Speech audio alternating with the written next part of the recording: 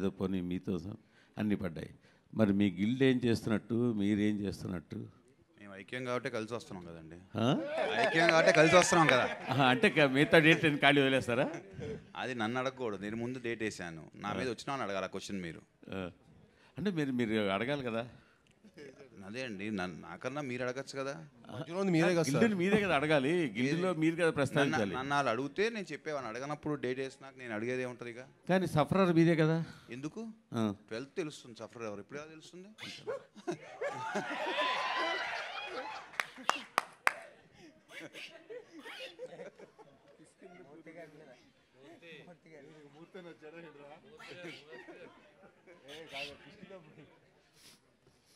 కానీ ఇది సరే, మీరు జోక్గా తీసుకున్నా లైట్గా తీసుకున్నా, బట్ ఈ ట్రెండ్ అయితే కరెక్ట్ కాదు కదా. డెఫినెట్గా కరెక్ట్ కాదు సార్. డెఫినెట్గా అందరూ ప్లాన్ చేసుకుంటే అది అందరికీ మంచిదే. ఎండ్ ఆఫ్ ద డే ప్రతి సినిమా ఆడాలి, ఆ గ్యాప్ ఉండటం అనేది it's a good trend only. మనం అందరం ఒక్కొక్క సినిమా 1 వీక్ అలా వేసుకుంటేనే మంచిది. బట్ సర్కమ్స్టాన్సెస్ మరి వల్ల అలా చేయాల్సి వచ్చింది వాళ్ళకి. మరి సాహో గారు అదే ఆ డేట్ గురించేనండి. బేసిక్గా మీరు అన్నట్టు 12th ముందు మీరు వేశారు, బట్ ఒక 1 డే ముందు 2 days ముందు 13th అనే ఒక పోస్టర్ కనిపించింది మీ ప్రొడక్షన్ హౌస్ నుంచి. సో 1 day 13th అనేసి మళ్ళీ 12th అనే పూజ చేస్తున్నారు. సో ఆ 1 day డేట్ కన్ఫ్యూజన్ ఏంటి సార్? అదేం లేదండి, మా వాళ్ళు ఊరికే కూర్చుని జస్ట్ డిస్కస్ చేస్తూ ఉన్నాము. అది బై మిస్టేక్ వాళ్ళు వేసారన్నమాట, మేము కన్ఫర్మ్ చేయలేదు. మా డిజిటల్ టీం వాళ్ళు ఏదో సౌండ్ చేయండిరా అంటే ఏదో సౌండ్ వస్తుందో చేసినట్టున్నారు అంతే సార్. అండ్ కిష్కిందపూడి ట్రైలర్ బాగుంది, లుక్స్ గుడ్ అండి, ఆల్ ది బెస్ట్. అండ్ మన శంకర్ వరప్రసాద్ గారు షూటింగ్ అప్డేట్ ఏంటి సార్, ఎంతవరకు వచ్చింది? వెంకటేష్ గారు ఎప్పుడు జాయిన్ అవ్వబోతున్నారు ఆ సినిమాలో? వెంకటేష్ గారు అక్టోబర్ నుంచి జాయిన్ అవుతారండి.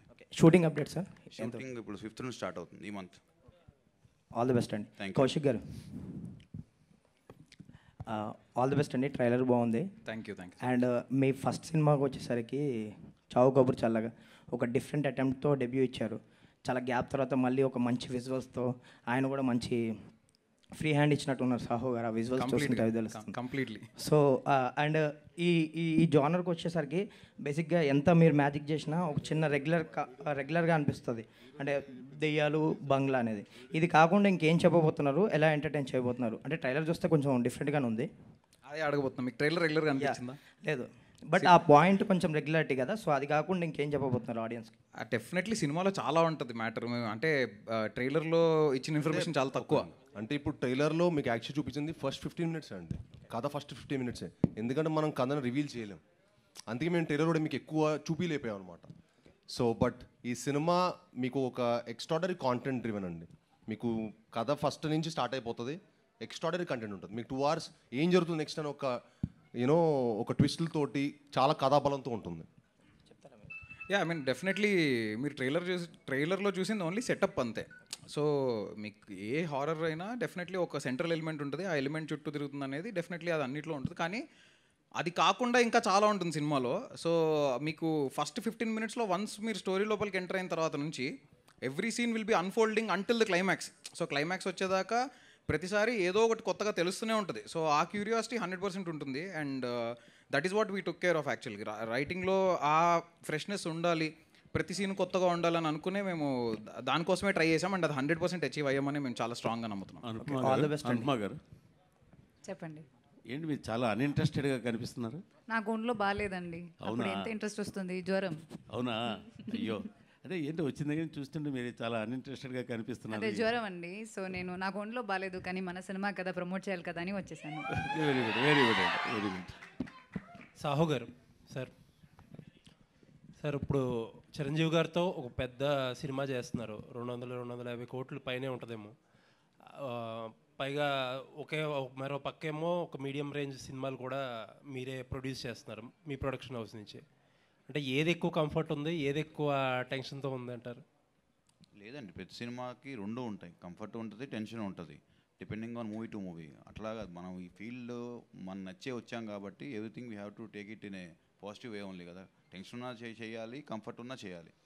అంటే చాలామంది ప్రొడ్యూసర్లు ఈ మధ్యకాలంలో ఎక్కువగా మాట్లాడే మాట, పెద్ద సినిమాలు చేసుకోవడమే కంఫర్ట్, చిన్న సినిమాలు మీడియం సినిమాల మీద రిస్క్ ఎక్కువ ఉంటుంది అంటున్నారు. ఏంటి మీ ఉద్దేశం ఏంటి, ఎలా నడుస్తుంది ఇండస్ట్రీ ట్రెండ్? అది ఏంటంటే కొంచెం ఈ లాస్ట్ 6 months నుంచి ఓటీటీ ప్రాబ్లం వల్ల ఆ ఫీలింగ్ అయితే ఉందండి. బట్ డెఫినెట్గా మనం బడ్జెట్స్ కానీ అన్ని కంట్రోల్లో చేసుకుంటే డెఫినెట్గా any project is safe project. And ఇంకొకటి నాకు తెలిసిన విషయం ఏంటంటే భైరవం ఆయన ప్రీవియస్ ఫిల్మ్ కంటే కూడా కంట్రోల్డ్ బడ్జెట్లో చేశానని తెలిసింది.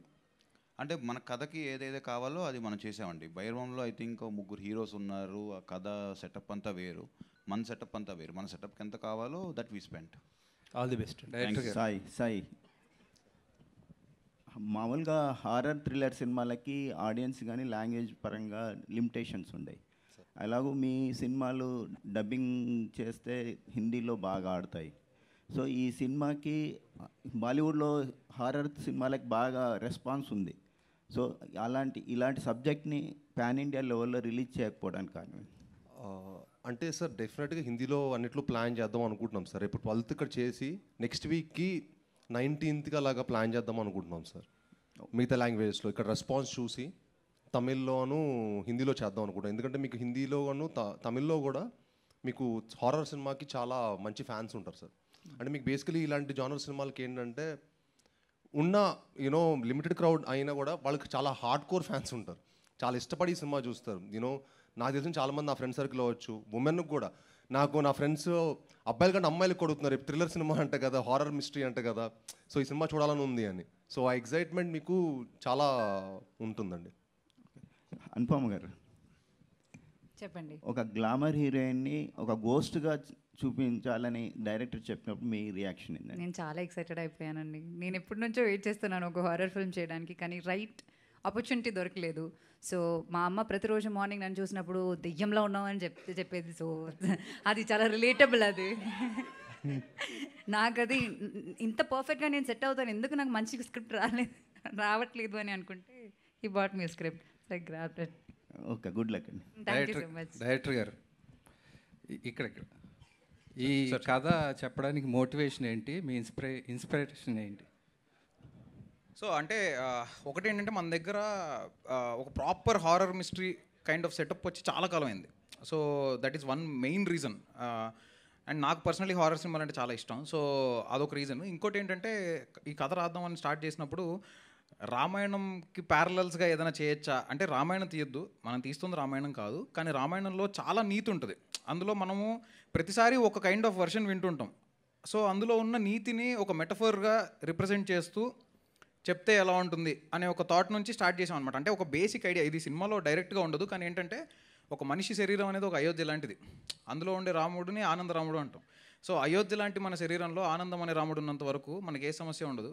ఎప్పుడైతే ఆ ఆనందాన్ని అయోధ్య దాటి ఆనందరాముడు ఎప్పుడైతే అయోధ్య దాటి అరణ్యానికి వెళ్తాడో అప్పుడే అలాంటి శూన్యమైన శరీరానికి ఎలాంటి దుష్టశక్తులను ఆవహించగలవు. అలాంటి కైండ్ ఆఫ్ ఒక ప్రిమైస్ అనుకుని, ఇది సినిమాలో డైరెక్ట్గా ఉండదు but this is a metaphorical representation అని అనుకుని మేము బ్యాక్ ఎండ్లో మేము చాలా అనుకుంటాం కదా రాసేటప్పుడు. సో అలా అనుకుని స్టార్ట్ చేసాం. ట్రైలర్లో చూస్తే నెంబర్ ఆఫ్ బేబీ షాట్స్ ఉన్నాయి. హీరో గారు కూడా ఒక బేబీని సేవ్ చేస్తున్నారు.